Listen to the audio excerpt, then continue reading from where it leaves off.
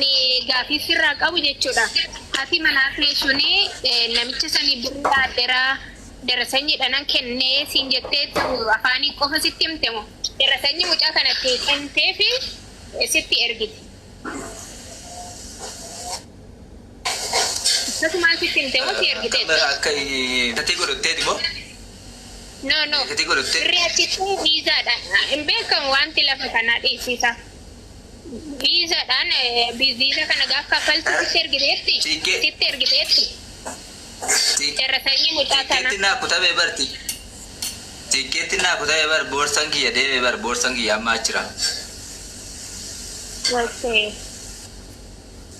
Boorsan jira. Waanuma lafa kanaan na shakkisiiseeti dhikoo.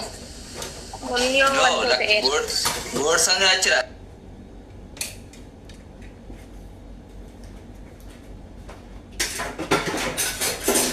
Dhufa gaafa si bilbilaan jedha malee achi boorsan kiyya dhaqeera bar gaafa sumaa'u.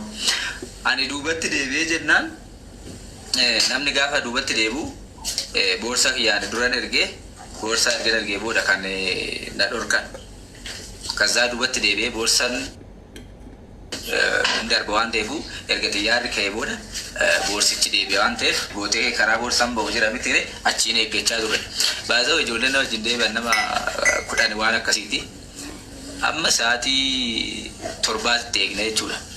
Ijoollee hundaafiyyuu dhufeet kan koo dhufuu deema carrashaar. Hunduu fudhatanii ba'anii. Amma sa'a 7 taa'ee sana booda achumaanan jira kana gaafattu iddoon mi'aa jechuudha. Lakkoofsa tokko dhaqnaan jedhanii achi deemennaan ittiin kenne waraqata keessan itti kennennaan boorsan kee deemeraa boruu deebi'a bakka imeeliin ergina naan jedhan gaafas jechuudha. Kaza naannoo sa'aatii 8 ture ba'ee achumaan bulee garuu faluma san hin bulee erga sanii deebi'ee gaafadheennaan hin dhufne garuu boorsan hin dhufne. Galoo amma nuti gibbii kaasuu waree dheeressuun hin barbaachisu. Ati ilma dhiiraatisa. Ilmi dhiiraa tokko kan isin warra dhiiraa miti nuti dubartiin sodaa kan jedhamtu of keessaa kunnitu biyya namaa keessa jiraachaa jirra miti. Nama si fidee sana inni kun akkasitti sammuu keessi cinqaa jira. Abaaluutu na fidee jedhi asirra ufee haa himatu asirra yoo ufee hin himne immoo sinis ra'ataan gama seeraan deemnee biyya kana keessa Dubaayii keessa jirra. Seeraan akka ni gaafatan gochuu dandeenya.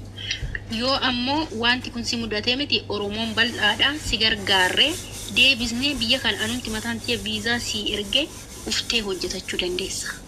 Si galee kanaaf nama si fidee sana maqaa waamii siin jechaa jira. Abbaa feetu. Ebeluutu na fidee akkati jettuun barbaada.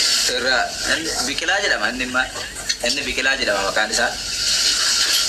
Maqaa abbaan beeku garuu maqaa isaa guutuu nan gaafadha isheen wallaaltu fakkaatee maqaan isaa biqilaadha. Haadha manaa kee fidimee Suura isaa yoo bahee inni beeku wallaalu suura isaa nuu fidaa biqilaa sana warra beektan. Suura isaan qabdu ati waastaatti irraas ta'e iimoorra shuutingii godhaa laalaa. biqilaa sana Hin qabu jedhee jiraa jedhe.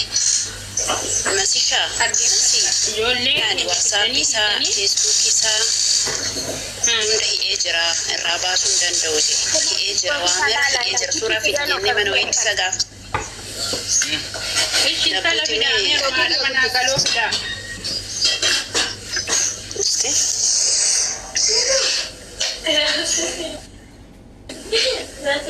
Isheen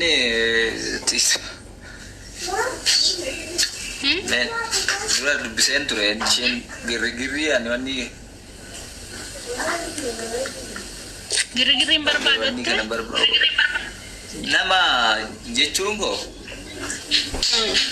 jalqaba mucaan gaafa na beekta amma mucaan viizaan feekii akka ta'e itti himne viizaa feekiidha gaafa ta'e nama laalchisaa ta'ii birrii keessi feddeessa jedhe beekta sana isatti himne beekta.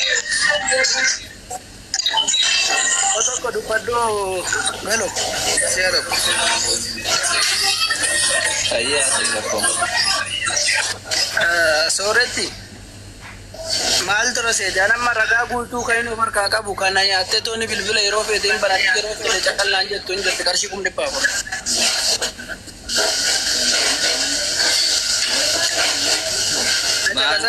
Muudii kun immoo zara deemee maanni muudii kana? Kamtu jechaa ragalo. Abdiisa dura kan saatti furmaata goonaaf ati himata irratti himata maal gochuuf iddeansaa barbaanne nun abbichaam. Beeke mabbicha anillee asuma raan abbacha wannan saaxilu barbaadufan ragaa mara of harkaa hin qaba maallaqa kan inni ittiin kaffale mara. Beekta taanaan gadi nuu baasi atillee abbichi keessan namichi keessan tokko taanaan gadi baasi. Tokkos ta'uu dhiisuu danda'a ka kiyya dubara. Dubara yoo taate abbaa feete haa taatu gadi baasi. Adaanee jedhamte yookaan immoo haadha firaa maqaa tiiktookii ishiitiin haadha firaa fooloowarsii 26,000 wayi qabdi.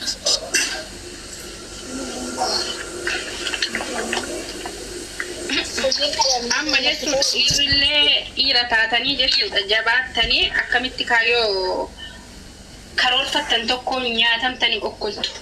Dubartiin akka keessan gaafa dubartii taate dhiira gaafa nyaattu dhiirri immoo jechuudha dubartiitiin gaafa goyoonfamu maal jennameen waluma na wallaalchise wallaa. Masiiko masiidhaa waaqayyo isiniif haa ta'u qo'ime takka. Maal tura seete? Yoo ati jechuudha jabaattee konfidensii godhatte si gargaarree namtitti irraallee birrii keessii fuuna sillee si finnaanis ta'e biiftuun yoo ammoo ati qoosaa jiraatte immoo waan gochuu dandeenyu hin qabnu gurbaan gadi haa ba'u wallaahi gaduma haa ba'u waan tokko. Maal jechuudha qoosan immoo maalree qoosa jechuun maal jechuudha? Waa si gaafadhu lubbu. Fakkeenyaaf karaa gurreesti karaa nama biraa sana ammoo obboleeyyan kiyya fideera. Kuma isin jedhe 450 kaffalee jechuudha gaalaa ana akka kuutti. Innaa wagalata waaqayyo ulfaatu gurreen illee fidee hojii bareedaa gashee maal isin jechuuf jedhee gaafa viizaa erganii viizaa influmentii gaafa erganii influmentiidhaan boolee keessan darbamu viizaan influmentii sun viiziitiitti editaa.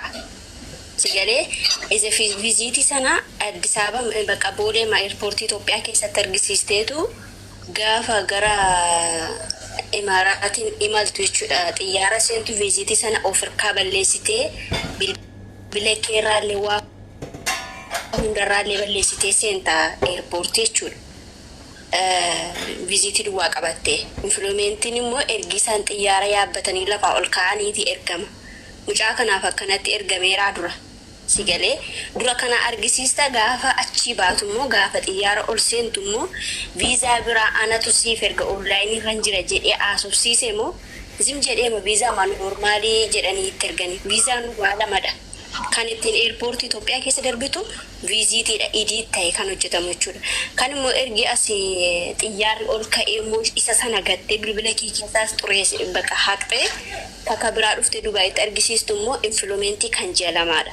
Waan akkasiiti moo zim jedhamee ma viizaa nama fakkeenyaaf obboleessa koo abbaa ijoollee 3 fideera nama biraallee fideera karuma ijoollee keenyaa jechuudha akka bareedaatu naa fidan gin akkamitti wanti kun dura akkamitti ta'e viiziitiin sun akkamitti argisiifame moo zim jedhamee viizaa jedhameeti dirqama idiit ta'uu qaba wantichi viizaa lamaan seenama Dubaay.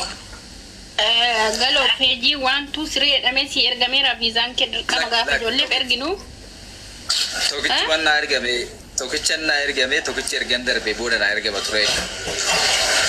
Argitee tolaati yani viizaa feekiidha. Laazim viizaa gaafa ijoolleef erginee gaafa isaan bararanii akka isaan iskaan godhatanii waan hunda sirreeffatanii peejii 1 2 3 jennee erginaan fi dirqama peejiin 3 si ergamuu qaba.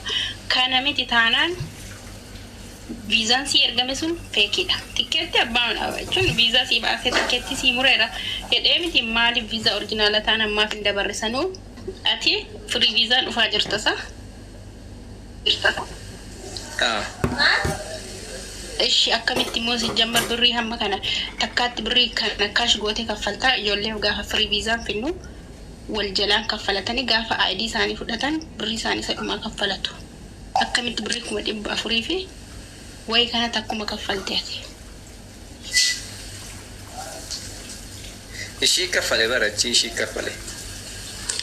Okko isheen akkamitti kaffalte akkaawuntii irratti kaffalte moo mana dhaqee fudhate moo akkamitti kaffalte? Galteen qaban sagaleen hin jiru.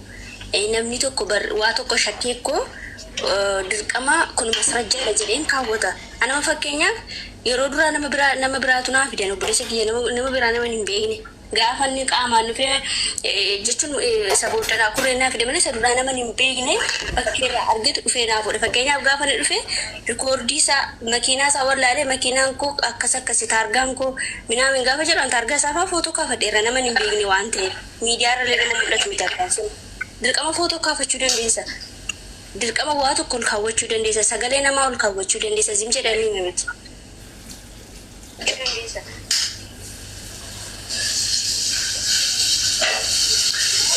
Amma galoo nuti waan si gargaaruu dandeenya. Tokkoffaa mucaa kana fidii sini siraataan gaafanne maaliif akka inni viizaa fi erganii gaafanna.